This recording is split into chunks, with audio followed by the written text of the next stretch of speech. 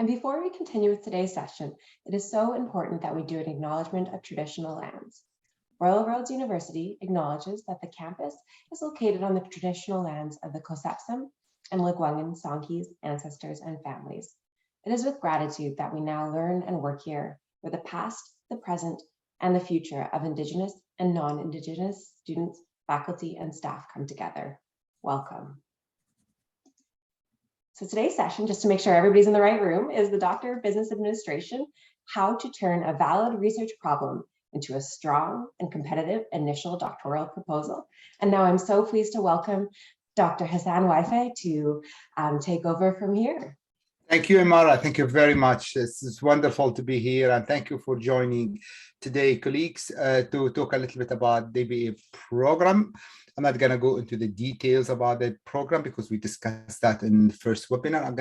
I'm gonna take the opportunity to dive deep into how to convert your idea into a research proposal, a valid research proposal. But let me start with so this is the agenda. We do the welcome and why the DBA, a little bit about the DBA, some common question I normally have about the DBA versus MBA, DBA versus PhD.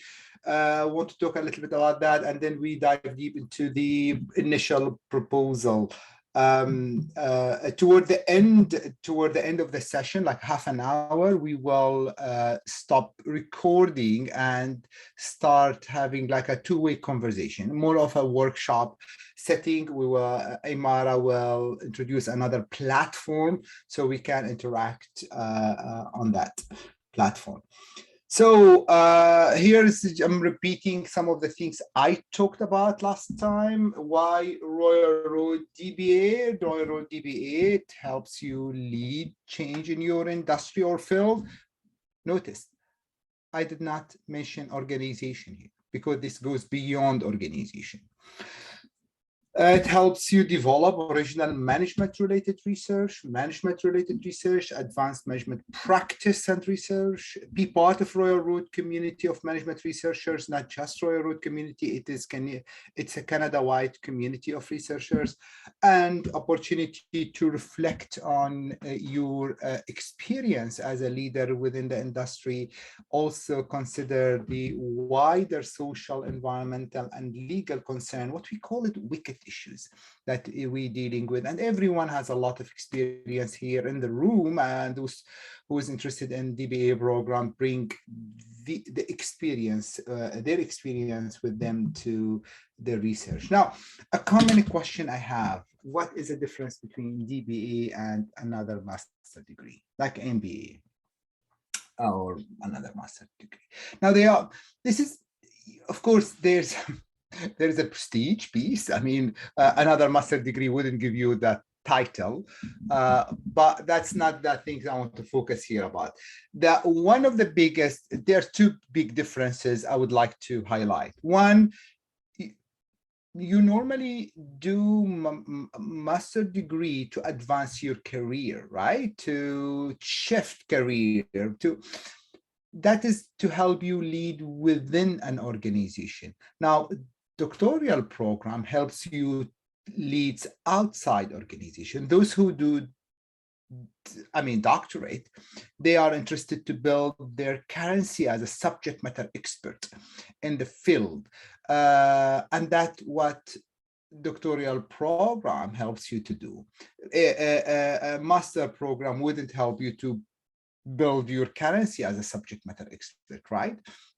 The other big difference between them, it is the difference between applying knowledge and producing knowledge.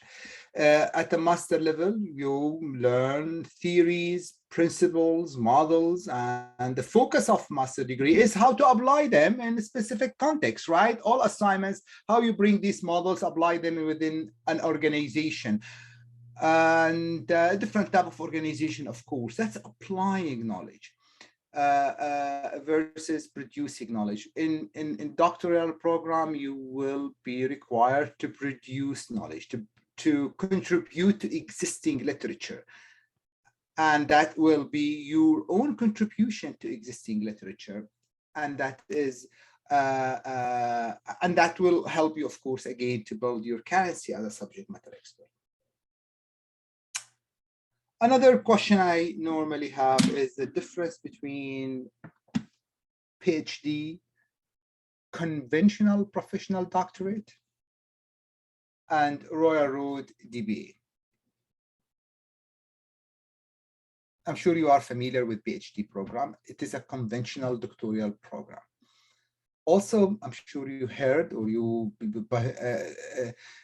in your journey to arrive to this session, I'm sure you have researched a lot of other DBA programs in UK and in Austria and another part of the world, and what we call conventional doctoral professional doctorate. And I want to compare these two with Royal Road DBA. Now, of course, I can't talk like a lot about this, but I just want to highlight a few things here, and I'm happy to address any questions you may have about this. In terms of a program design, the first item here, PhD often non-modular program. It focuses on research. It's a research intensive program, PhD.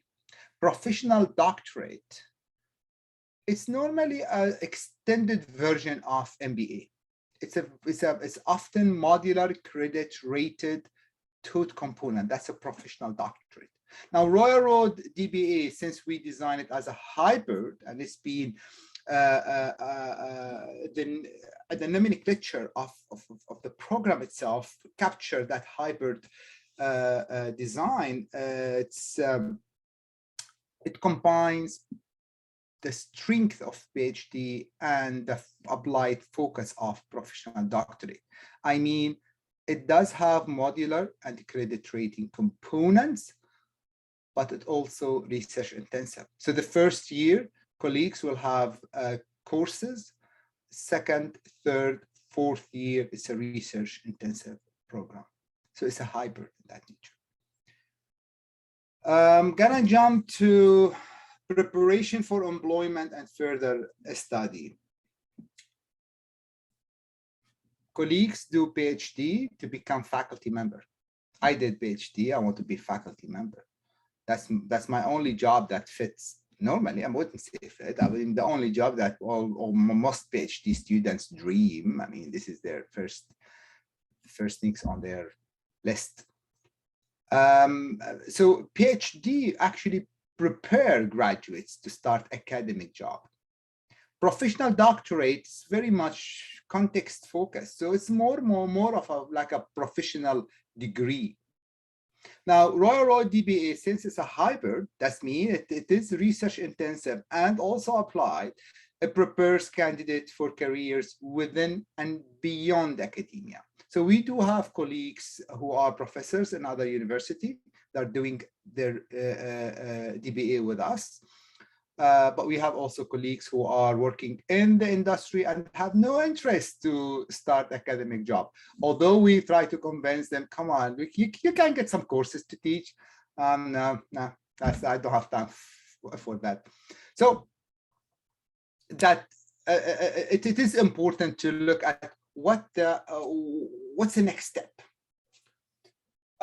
In terms of, I'm gonna jump to knowledge dissemination. So in PhD program, the focus is to communicate your research to academic audience. What does that mean? It means you need to publish in peer-reviewed articles, because academics read peer-reviewed articles. That's what we read. And professional doctorate is more about communicating your research to practitioners. For Royal Road DBA, we expect our colleagues who are doing the degree to be able to communicate the outcome of the research to both academic and practitioners. So we have colleagues who are publishing in peer-reviewed articles, but we also encourage colleagues to participate in conferences, professional conferences, engage with the community. You're building your currency again as a subject matter expert. And we need to see evidence that you are doing that through the program. It's not only about the final dissertation, which is common in traditional PhD program. We need to see that you are building your currency as a subject matter expert. I'm happy to speak to any of these elements, and I can speak more, but let me move on and save the time to talk about the research proposal. Again, admission requirement, what we expect: 7 years of professional experience minimum, with 5 years at management level, relevant master degree. We talk about this before. How to apply: online application, $126.28. It's very particular number. I don't know why, but this is what Imara put here on the slides. I'm reading it exactly. So it's 126.28. Very particular number. I'm sure you're working on or in the process of working on your application, and there are certain documents required, right? The transcript, the resume, detailed resume, CV, which is like not just a resume, CV, references, writing sample, optional if you wish, if you have a writing sample, but if you don't, that's okay. An interview, we normally interview with colleagues who would like to join the program, shortlisted candidate. Now, one of the biggest requirement, it's the initial proposal. I would say one of them, if not the most important requirement, initial proposal, because we know that those colleagues who really come to apply to the DBA, they do normally have the required experience. They do have, they've done master degree and all this. The key point in it is how to convert your research idea to initial proposal. Now, on the website, you will see certain general description of what we expect in the initial proposal. I'm going to repeat these general requirements. 5-page. Students or applicants are expected to, yes, thank you very much. Here you go. You can see that link on the chat. But let me just summarize what is on the website.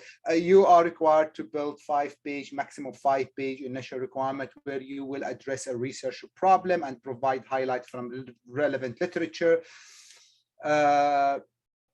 And discuss the potential contribution to your research to theory and practice. Let me discuss this. What is required here to build your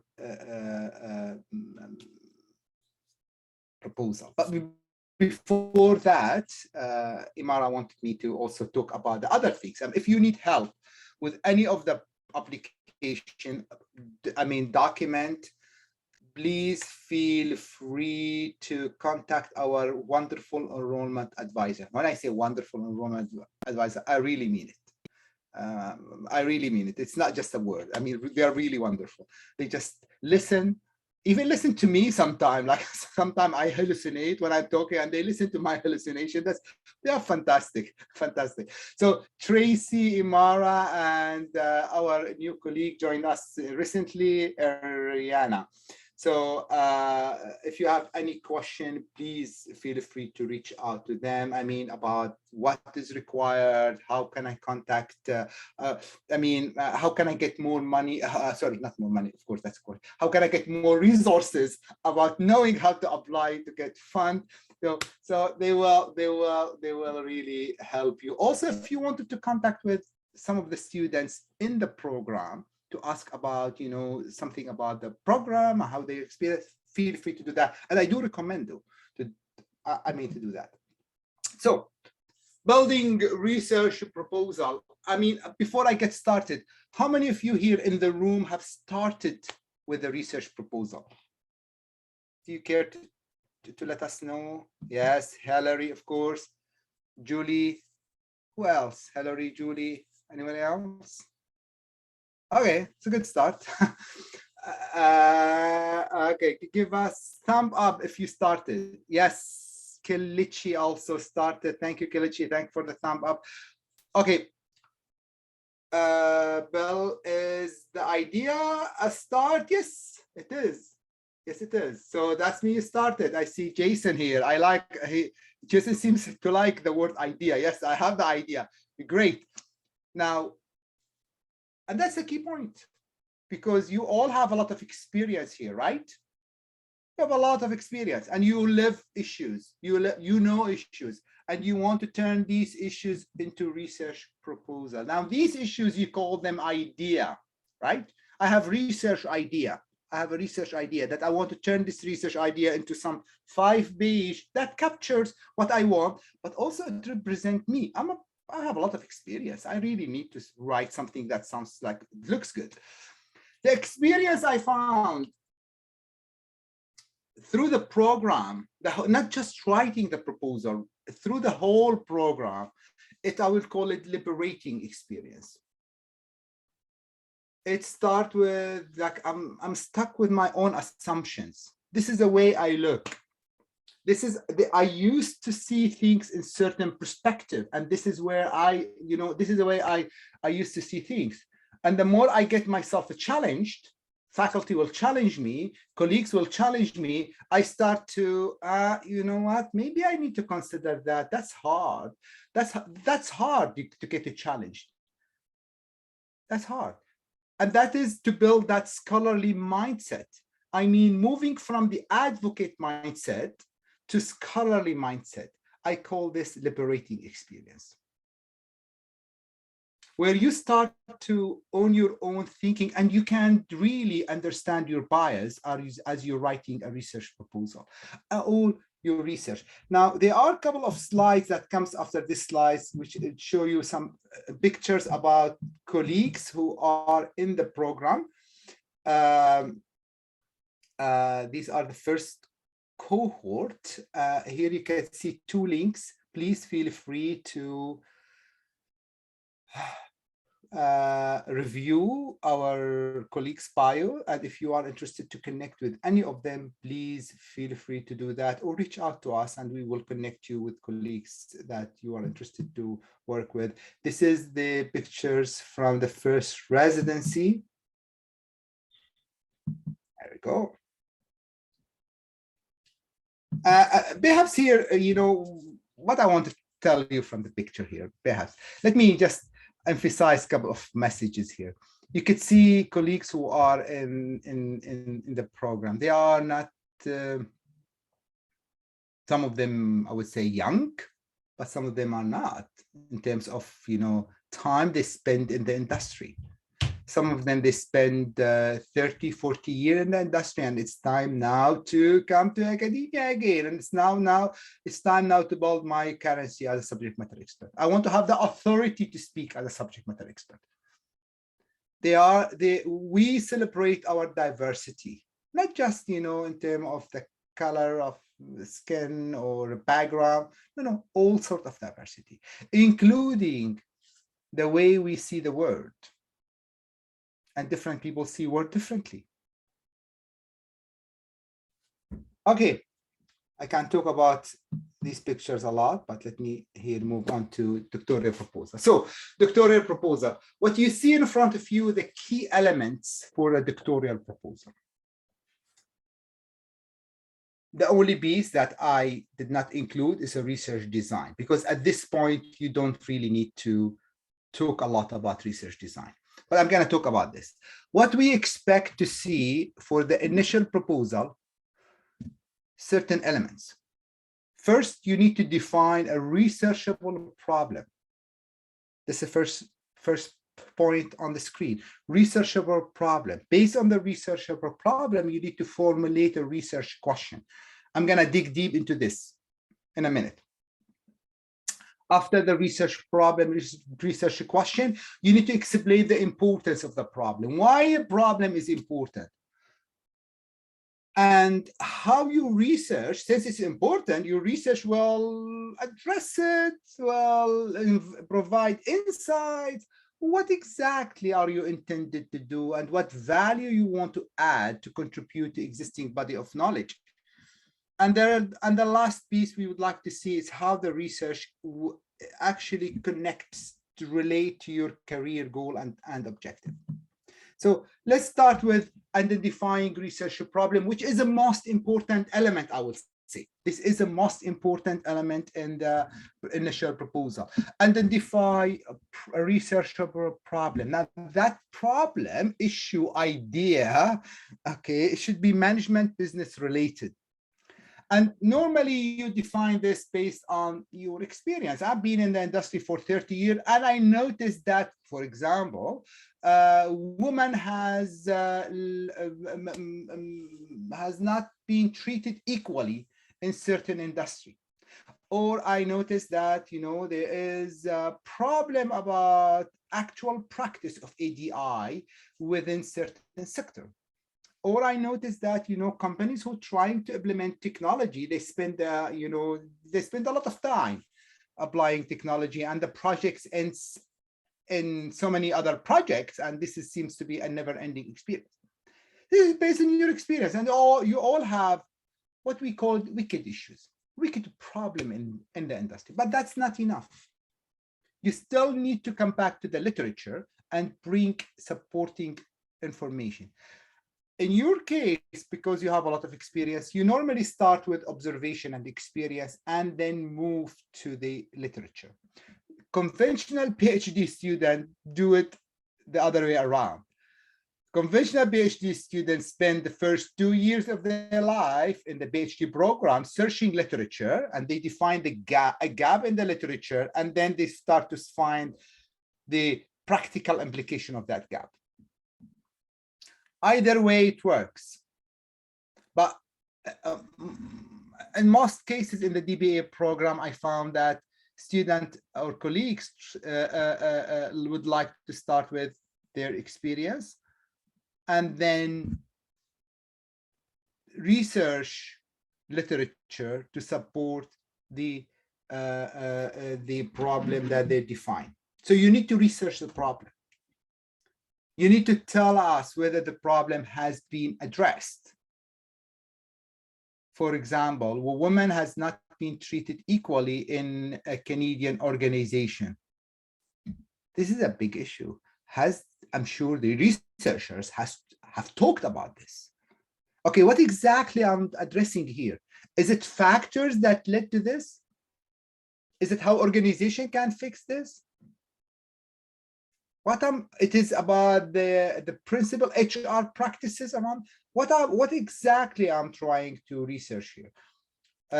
So you need to tell us exactly, has this issue been addressed in the before? You will need to demonstrate in the discussion that you have done some research around your problem that you're proposing. Continue with the research problem. Consider the scope of the problem.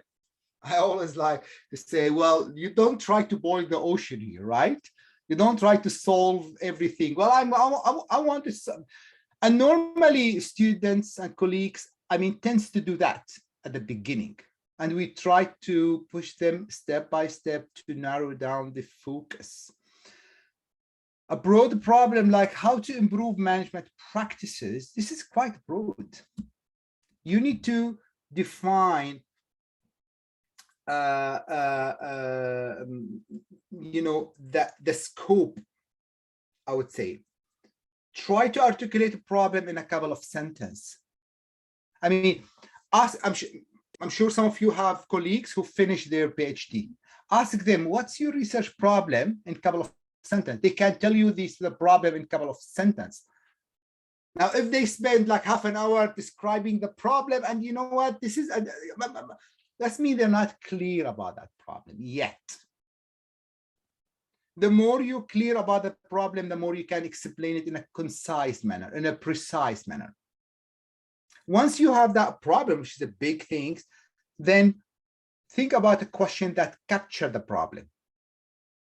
And it's okay. The question, we expect that this is initial question and you don't need to much worry about whether it's actually captured every aspect of the problem.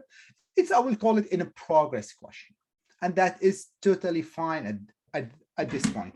I see a comment question from Siket Kamar. It's like writing the first part of MBA or MB. You're right, kind of prepare research question and then do a small literature review. Is that yes, you're right.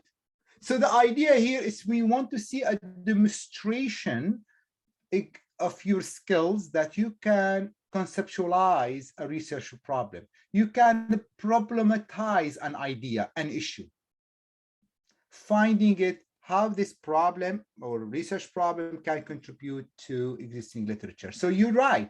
This is the first step. Thank you. Now, in the selected literature, and we don't expect to see a full literature review, a deep dive into literature, a critical literature review, systematic literature review. We don't expect all that. What we expect to see is key highlights from the literature. Few key highlights from the literature. That's all what we expect to see. And that is to demonstrate that you have put some efforts toward researching the problem that you're proposing. And in these key highlights, you will explain why the selected problem is important. Is it because you only experience that problem? That's why this is important, relevant, but it's not enough. You need to say, you need to have references that this is still a relevant problem. Relevant, that is mean is still either under research or has not been addressed before. Explain how your research will contribute to the ongoing research. Now, it will be really nice and important, I would say, nice in your initial proposal to tell us the consequences of the problem. I mean, this is one way to discuss how important your problem is.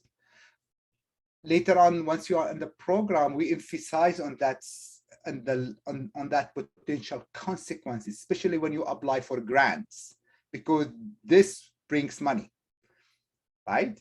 The consequences of addressing problem, how important in addressing, when you address problem, the consequences of that, this normally attracts funders. Am I making sense? Give me thumb up, thumb down. You still following me? Okay, Julie. Okay, thank you, Jason. Let me see, and Kelchi, thank you. Okay, thank you. Appreciate your encouragement. Thank you, Hillary. Okay, key highlights from the literature. When we talk about, again, key highlights from literature, it's not a theoretical, a full literature review, only key highlight. What I don't normally recommend, look at some recent systematic literature review papers. And this will help you to, get some good idea about what is relevant, what's not relevant. Now, a valid question I normally have, how can I access these papers? I don't have access to these papers. My answer always say, well, start with Google search. Google search, Google Scholar, specifically Google Scholar.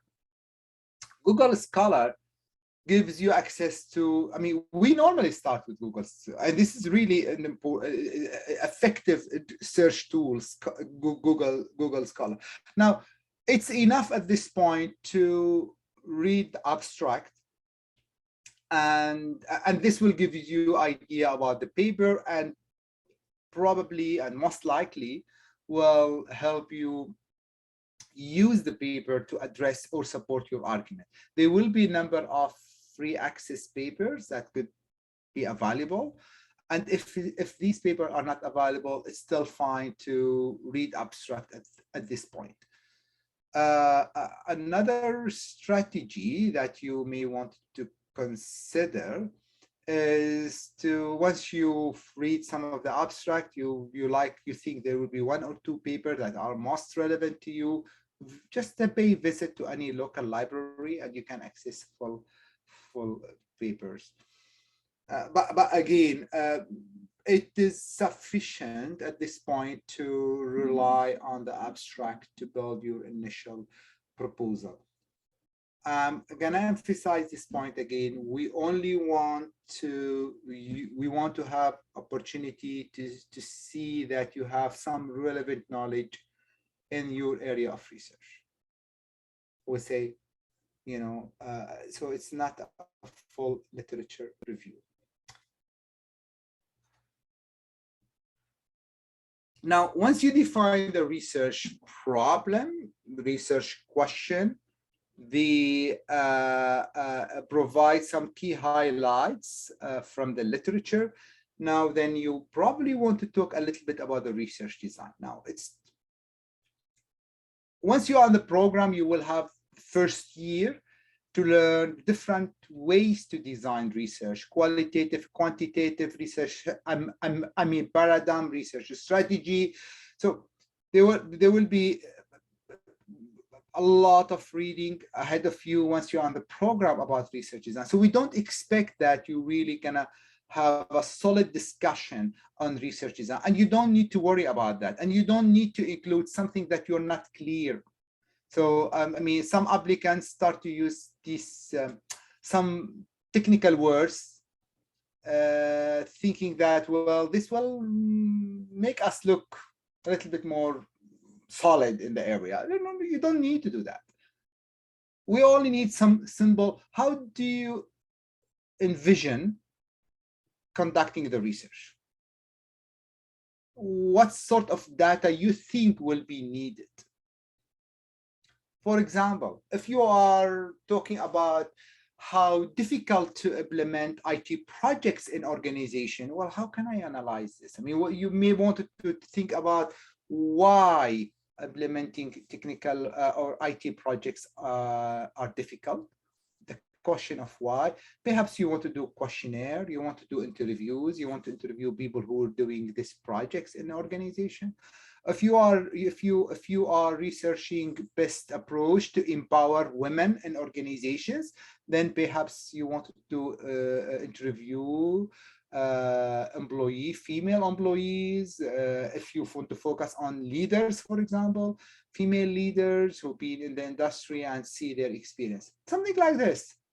You don't need to dive deep into the research design at this point. This will be discussed once you are in the program. Now, okay, before I go to examples, do you have any question for me at this point? Let me pause, and I have 3 examples of colleagues who build research, the initial proposal. But before I go there, do you have questions for me? I have a question that I saw in the chat, Hassan. I don't know if you addressed it yet. It's, what if the idea is not a wicked problem, but more along the idea of discovery to determine if there is a correlation between 2 subtopics? Mm-hmm. Well, that is, now, what's the definition of a wicked problem? That's always an interesting, I mean, topic. I would say, yes, it's possible, and that the discovery itself might be by itself a wicked issue that you wanted to address. So, Bill, I would say my quick immediate answer to you is yes. Okay, here you say, I used wicked problem in design thinking, not sure how it applies to this idea. You're right. In design thinking, they use that term to unpack a problem and develop approach toward, addressing the problem. You're right. You're very much right. The term itself being used in different area and different disciplines, and so if you're not comfortable with that term, that's still okay. I mean, if not comfortable with that term to be used within research field, it's still fine. In the second part of the workshop, I will have that when we turn off the recording, then we will have the opportunity to discuss the ideas and dive deep into it. Thank you, Bill. Did I address your question, Bill? Kind of. Thank you. I see Hillary. Are only reviewed published literature accepted as a source, or could we cite book from researcher? Yes, books are of course, acceptable. But we still want to see a couple of peer-reviewed articles as well as, yeah. But books, of course, acceptable. Actually, one of the courses in the program, we call it 717 course, which is a self-directed study. And the self-directed study is a 6-month course. You work with one instructor to dive deep into your area of literature. Now, the first assignment of that course is that you and the instructor design together the reading of the course. And the reading must be 30 peer-reviewed articles, one or two books that you put together with the instructor, agree on. These are the papers I think are most relevant to me. And also, one or two books that are also most relevant to me. So the point I'm going to say, books, of course, always acceptable. And it's a good start. I normally start understanding a topic by reading a book. Once I understand it, because the book provides structured way to understand a topic, once I understand the topic, and then I move to read papers around that topic. Okay, examples. Nathan Panda. So Nathan is he's from 2020 cohort, the first cohort in the DBA program. Nathan has a master's degree in healthcare, 15 years of experience in healthcare area. He's currently working in Alberta, leading a nurse unit in Alberta. So he's been in that management position since 2016. It's wonderful working with Nathan. So what was Nathan's research problem? Nathan, in his work, noticed that there is a perpetual nursing retention challenge in the rural area of Canada. In 2018, Nathan had a case. 40% of his registered nurse left in a very short period of time. It was a crisis for him. 40% of staff just left. Why? How can I help keep my nurses? Look at the literature. Well, there is a rich literature around retaining employee retention, part of HR. But there is a very little literature around how to retain nurses in rural area. That means the application of that particular literature to specific industry in a specific context. There's a very little literature around that. Accordingly, that's a problem. That's a research problem. And accordingly, the first initial question that Nathan had, what are the factors affecting nursing retention in rural area? That was initial research question.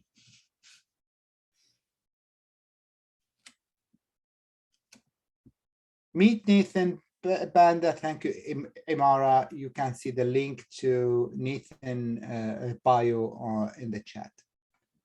Another example, Jason Major. I had the pleasure to work closely with Jason, actually. He has a Master of Art in Security, Defense, and Policy.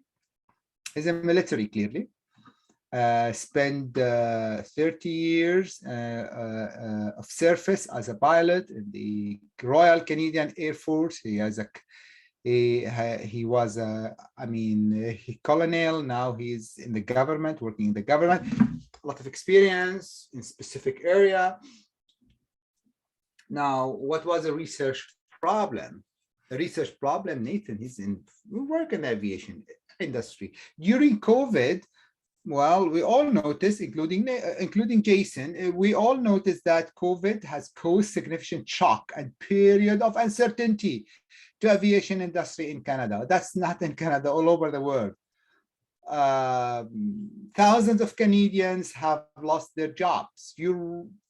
That's right, but also companies probably will file for bankruptcy very much because of COVID.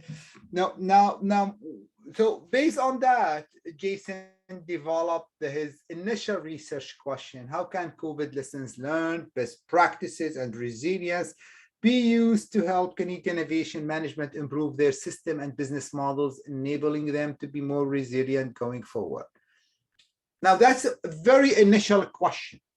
Now, you probably want to see the recent version of Jason. Jason has been in the program for more than 1 year. That question changed and evolved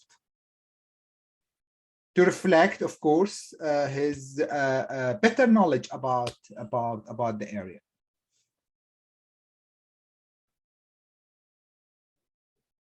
Last example I have, TASHA Brooks. TASHA, she has MBA and another master degree, but her first degree is a BBA. TASHA, she is working in Vancouver Island University. She's a professor there. She's a director for Cowichan Tribes Fishing Enterprise. I'm not exactly sure whether she is right now in Vancouver Island or she moved to another university. So probably would need to update that piece of information.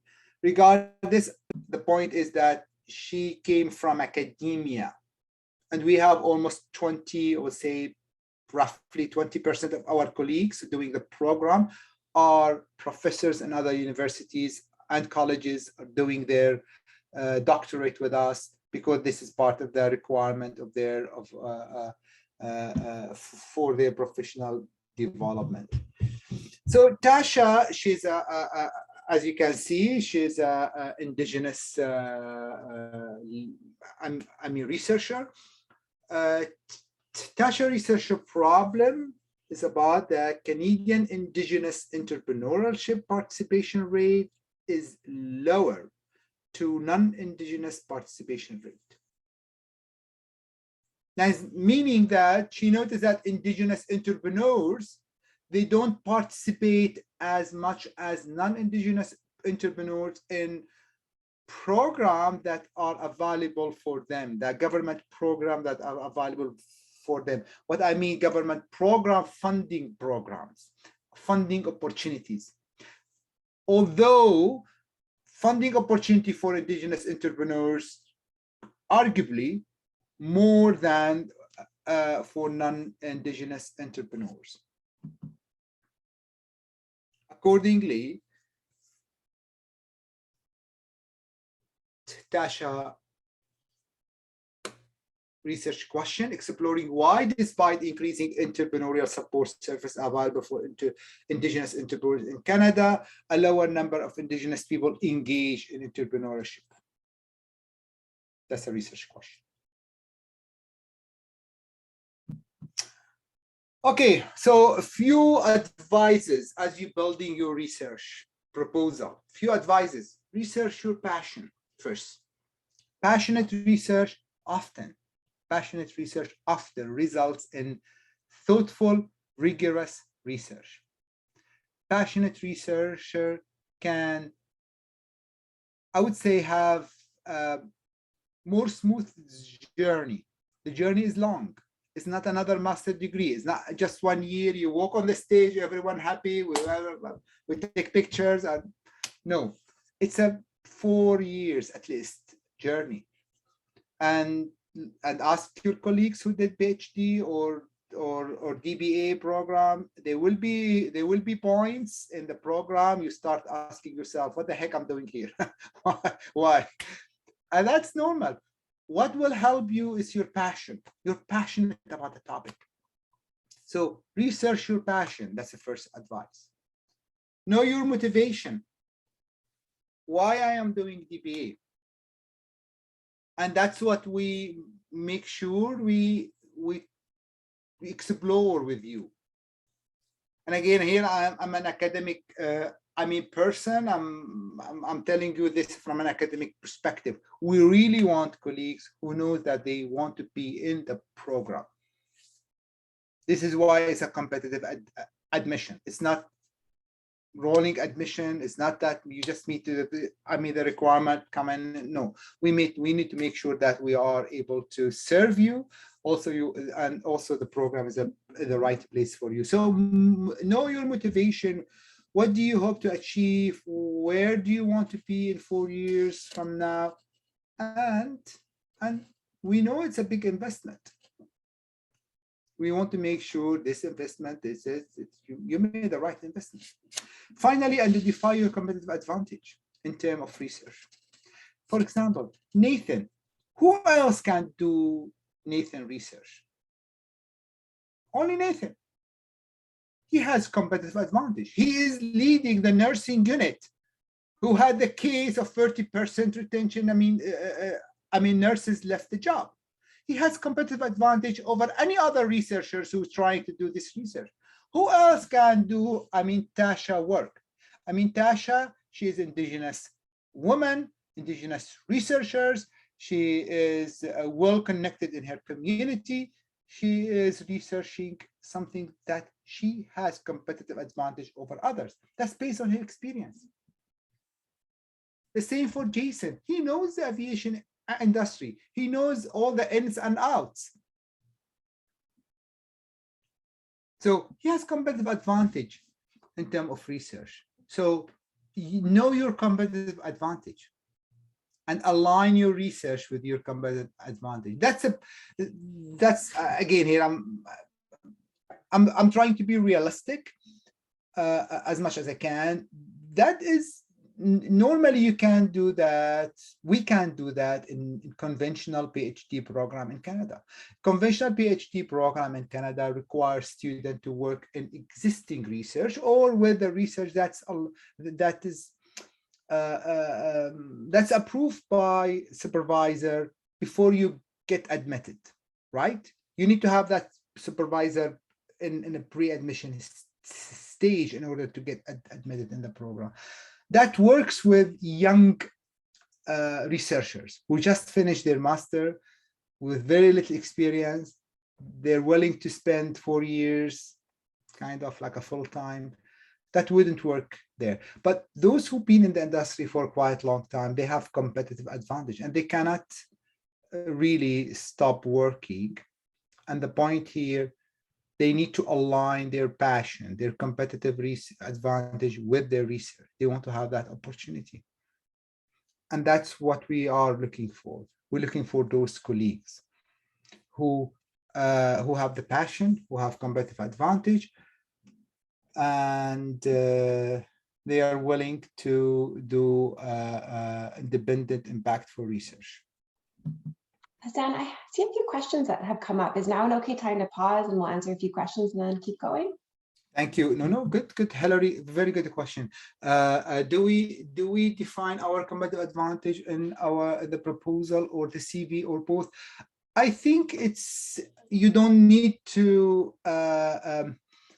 I wouldn't say define that, but I would say there is the last part of the proposal. It is actually required. I would say it's nice. It's nice to add one paragraph talking about the alignment between the research topic and your career trajectory. I would say that will be it's nice to have. I would say it's more than nice to have. It's a required. So having that paragraph. Now, there may not be an alignment. If there is no alignment, that's still fine, but you still need to define your competitive advantage in that case. If there is alignment, we will say there is a competitive advantage here for you to do the research. If there is no alignment, you need to identify why you are the right person to do that kind of research. Did I answer your question, Hilary? I'm sorry, Imara, go ahead. Oh, I was just going to say, we have 2 other questions in the chat. I'm just working my way backwards through them. Okay, I missed these questions. I'm sorry. So the other one is from Koichi. When the key problem of a proposal focused solely on a region in Africa, what is the probability of getting funded?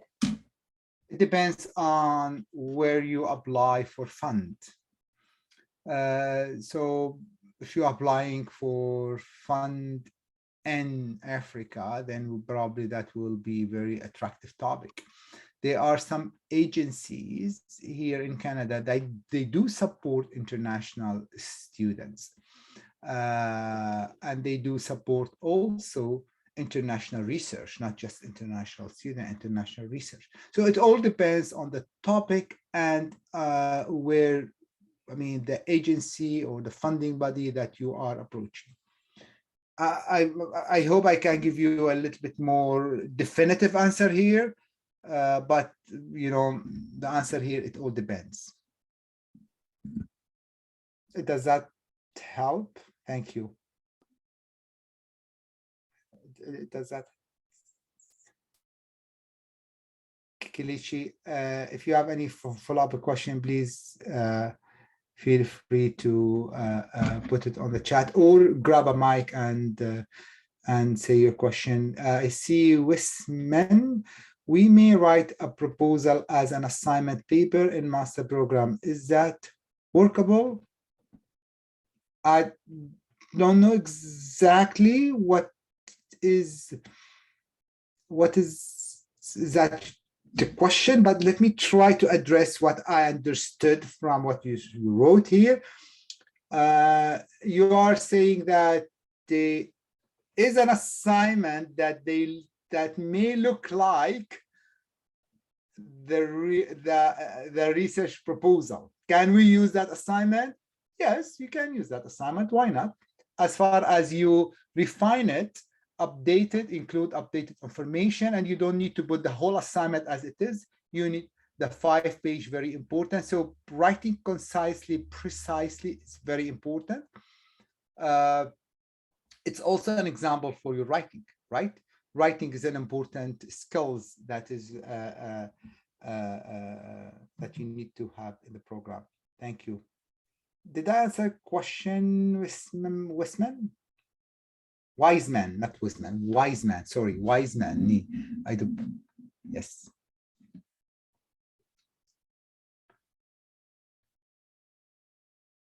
Yes, ABA style, if possible. If possible, if you know ABA style, please use ABA style. But ABA style is not the most, I mean, it's not, it is a most common one here in Canada, I would say. It's in business schools and I would say in general, but it may not be the style that you are familiar with, and that's okay. As far as you cite the information correctly and properly, we will accept that at this point. However, once you are in the program, I would say the recommended writing style is ABA. But in the program, you will write to journals and conferences, and every avenue will have different writing style requirements.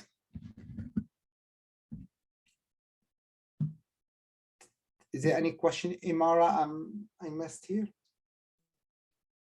Any other question? Is Harvard style fine? Yes, I'm so sorry, Imara. That's perfect. I was just about to bring up the Harvard style question, so you beat me to it.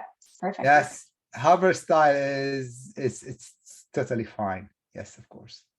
And Harvard style, I think if my memory, I mean, doesn't fail me, it's still common in Europe. I think I did, when I did my master, I used Harvard style. Wiseman, I will revise my proposal according to the instruction before I submit it. It's a great help. Thank you. Thank you, Wiseman. I'm looking forward to reviewing your proposal. Okay. Last piece is in I think this is the last slide before we move to the discussion part of today's session. It is some guidelines around certain topics, structure of a proposal. I often have that question from colleagues asking me for sample template something like this around, we want to see the structure of a proposal. We don't have that. It's a 5-page. You write it the way you feel it's more appropriate. But I would say I will start with an introduction always. I would like to have that introduction. If I were you, I will have that introduction, quick introduction to set the context and the structure of the report, and then I will start with the research question, problem statement of research problem. That's it. Also the context of the subsequent discussion, if possible, research questions as well, and then discussing the why is it important, and a paragraph, a couple of sentences around research design, and finally, how is it relevant to your career, the alignment between the research and your career. So it's a 5-page. Maximum 5-page. I would say here, it's very important. I would say it's very helpful for you and for us to stick to the 5-page limit.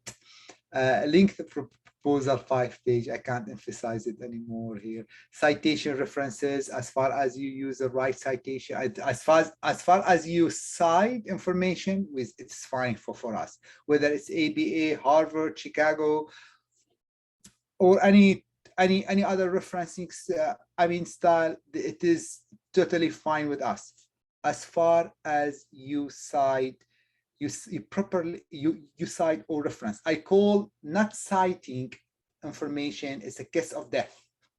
Once we have that in the proposal, that is sorry. This is like a clearly your proposal will be automatically rejected even before it comes to us. Clarity and readability. I always recommend this to my colleagues writing, academic writing. The most elegant sentence is a simple sentence.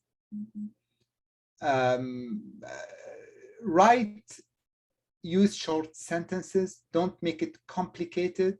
Making it complicated, it doesn't mean it's better. Clarity and readability is a very important element in your proposal. So make sure to review your proposal before you submit to. Maybe you wish to ask a colleague of you to have a quick look at the proposal as well. I see from Chen, is it suitable for people that had finished EMBA courses already? Is it suitable for people that had finished executive MBA courses already? Is it suitable? I think you're referring to the DBA program. Is DBA program suitable for people that had finished executive MBA courses already? Yes, it is, of course. I mean, we require a master degree. MBA normally is a generalist degree in business. That's acceptable. Yes. Okay. Now let me move to. I mean, feel free to ask me any question you may have. But if there is no more question, let's move to the small exercise. Think and share. Take 3-5 minutes to think about the problem situation, and here describing it as a situation, right, that you are deeply interested in. Then write down your research problem, maximum 2 sentences. Try to make this as, 2-3 sentences, but try to be concise as much as you can. And we will ask you to, once you write that sentence, we will ask you, why is it important? I will have the opportunity to